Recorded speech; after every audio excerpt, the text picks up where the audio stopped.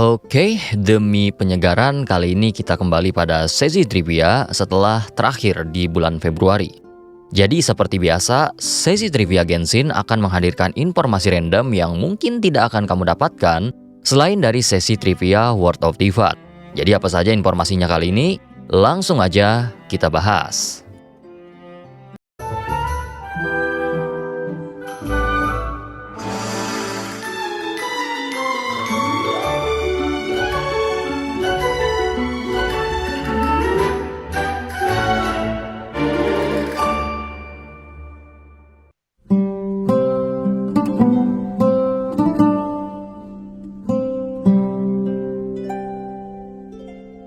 Kita mulai dari yang ringan dulu. Wilayah padang pasir di Genshin tentu sangat melekat dengan wilayah Sumeru, tepatnya pada Great Red Sand yang rilis sejak 3.1. Lokasinya cukup membekas terutama ketika eksplor di masa awal yang tanpa adanya peta bawah tanah. Kendati kental dengan wilayah padang pasir di Genshin, tetapi sebenarnya Realm King Desert tersebut bukanlah padang pasir pertama di dunia Teyvat. Ya bahkan Desert of Hadramave, pusat padang pasir Sumeru, bukanlah yang pertama, dan bahkan padang pasir pertama justru bukan berasal dari Sumeru. Padang pasir pertama di Genshin justru jauh berada di wilayah timur, lebih tepatnya pada wilayah Inazuma. Informasi ini bisa teman-teman dapatkan pada domain Court of Flowing Sand yang menyebutkan pada masa lampau ada seorang pemimpin bodoh yang mencoba membangun bangunan tinggi berupa taman pada wilayah Primordial Sands. Kata primordial itulah yang menjadi kunci, karena umumnya kata tersebut digunakan untuk awal dari sebuah era atau sebuah peradaban. Nah, wilayah padang pasir Inazuma saat ini sepertinya sudah tidak ada lagi, namun sisa-sisa dari padang pasir tersebut masih ada pada domain yang saya sebutkan sebelumnya.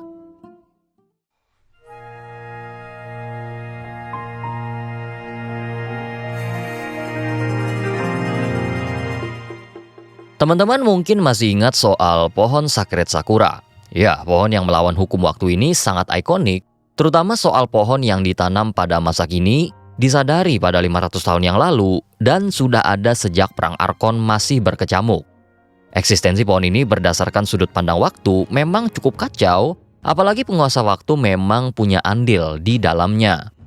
Dan dari sudut pandang historis, ada satu catatan tertua yang menuliskan soal eksistensi pohon yang satu ini. Catatan tersebut terdapat pada Violet Court yang menyebutkan adanya Primeval Sakura pada zaman ketika langit palsu pecah di Perang Pembalasan. Primeval Sakura di domain tersebut dituliskan menyebar ke seluruh pulau lain di Inazuma akibat adanya Perang Pembalasan. Deskripsi tersebut sudah selaras dengan pohon Sacred Sakura yang memang dikatakan pada quest maupun arsip adalah akar dari semua pohon sakura yang ada di Inazuma. Jadi bahkan sebelum Perang Pembalasan pecah, pohon Sacred Sakura eksistensinya pun sudah ada sejak saat itu.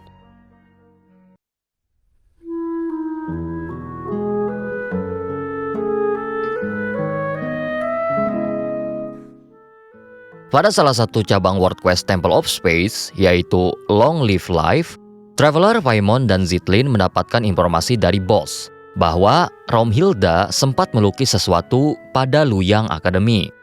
Dikatakan, Raumhilda diajarkan melukis oleh mereka yang ada di sana dan berhasil melukis lukisan semangka.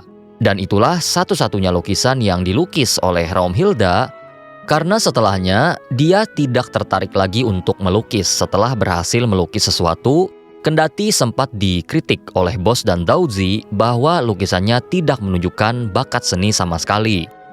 Akan tetapi, Hilda sempat menuliskan tanda tangannya pada lukisan tersebut dan memberikan nama lukisan Long Live Life yang menjadi judul dari cabang World Quest ini.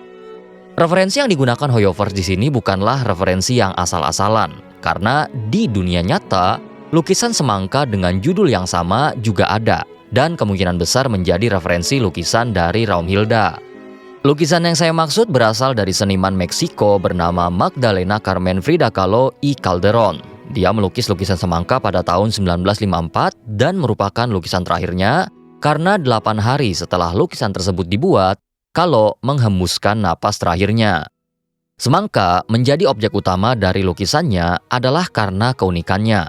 karena semangka memiliki kulit yang keras dan daging yang lembut dan manis, serta dengan biji semangka yang dibuat menonjol. Dikatakan kulit keras semangka melambangkan betapa kerasnya masa-masa hidup sang pelukis, menderita penyakit, mengalami kecelakaan hingga mendapatkan operasi. Dan bisa dikatakan, Hilda juga mengalami hal-hal semacam itu. Orang tua yang tidak ada semasa kecil, tunangan yang terkena penyakit langka, hingga dirawat pada sanatorium. Biji semangka yang ditonjolkan pada lukisan juga semacam siklus kehidupan, yaitu tatkala daging buah yang manis dan lembut dikonsumsi, biji buah akan melahirkan sebuah kehidupan baru. Lukisan terakhir dari Kahlo sendiri, dia beri judul Viva la Vida, yang jika diartikan ke dalam bahasa Inggris, memiliki makna Long Live Life, sesuai dengan judul quest. Dan tidak hanya itu, Viva la Vida juga menjadi inspirasi dari lagu Coldplay dengan judul yang sama.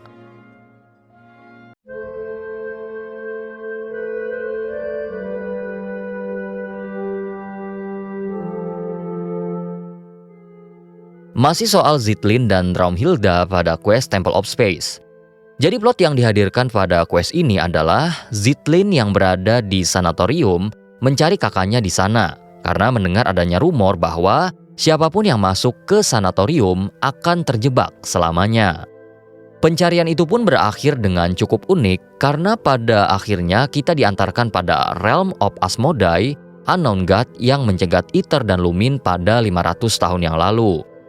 Sudah kita bahas pada analisa trailer Luna 6 bahwa kata Zit dari Zithlin merupakan kata yang diambil dari bahasa Jerman yang memiliki makna waktu. Nah, tapi ternyata secara kebetulan nama Raumhilda juga memiliki sebuah kata yang berhubungan dengan Sage. Kata itu adalah Raum yang juga berasal dari bahasa yang sama, yang mana Raum berarti ruang. Ya, seakan-akan pada quest kali ini sang waktu mencari sang ruang yang hilang entah kemana, sama seperti plot yang dihadirkan pada Vivi God's Limit. Nah, bahkan secara khusus, waktu yang mencari ruang juga tertulis pada Lunar Arcanum ke-10, yaitu The Wheel of Fortune, yang mana di sana dituliskan dia yang mungkin merujuk pada Istaroth menantikan pertemuan kembali dengan dia yang merupakan seorang perempuan. Mungkinkah plot dari Zithlin dan Raumhilda mewakili isi kartu tersebut?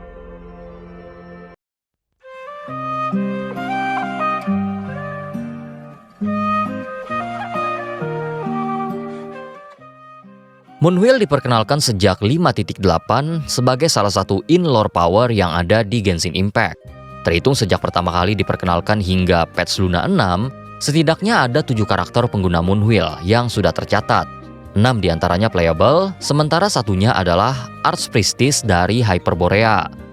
Uniknya, di antara 6 playable karakter pengguna Moonwheel yang ada, 2 diantaranya merupakan ras Fey atau ras peri ciptaan Hyperborea. Entah kebetulan atau tidak, keduanya juga tidak menggunakan Moonwheel sama sekali dalam aksinya. Flints mengatakan pada voiceover-nya bahwa dia sama sekali tidak membutuhkan Moonwheel. Hanya saja dia suka dengan desainnya dan juga memudahkan ia untuk mengarang cerita akan kekuatan yang dia miliki. Hal senada juga diutarakan oleh Linnea bahwa dia tidak membutuhkan Moonwheel sama sekali. Hanya saja, Lumi sangat suka Moonwheel tersebut, jadi Moonwheel pun dijadikan dekorasi oleh Linnea. Flints sejak jauh-jauh hari pernah mengutarakan bahwa Faye tidak membutuhkan Moonwheel sebenarnya. Kemudian berdasarkan kesaksian dari Viliana serta studi kasus dari Jack Frost, bangsa Faye sepertinya secara alamiah memang memiliki semacam kompaktibilitas pada kekuatan elemental tertentu. Terkait bangsa Faye yang tidak membutuhkan Moonwheel atau bahkan medium elemental apapun, mungkin akan terjawab pada SNES Naya nantinya, mengingat penyebaran Faye di sana cukup banyak. Salah satunya tentu adalah Podianitsa, yang kemungkinan merupakan Faye jenis Siren yang cukup langka di SNES Naya.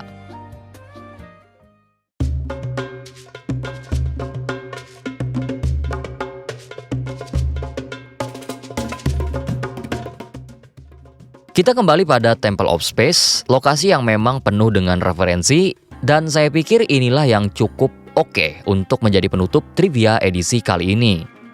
Pada section Desert of Papillon di chapter pertama Quest Temple of Space menunjukkan pemandangan yang cukup unik, bahwa orang-orang di sana semacam menjadi patung pasir.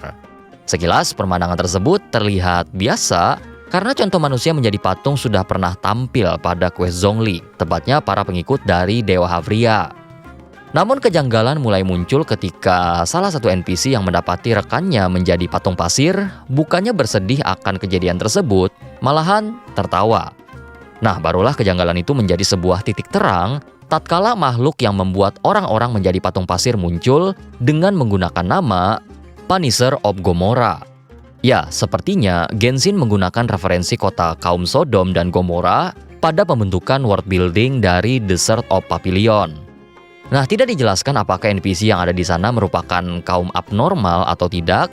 Hanya saja yang cukup unik di sana, untuk mengalahkan enemies yang dikirim oleh Punisher of Gomorrah, melakukannya dari belakang ternyata lebih efektif.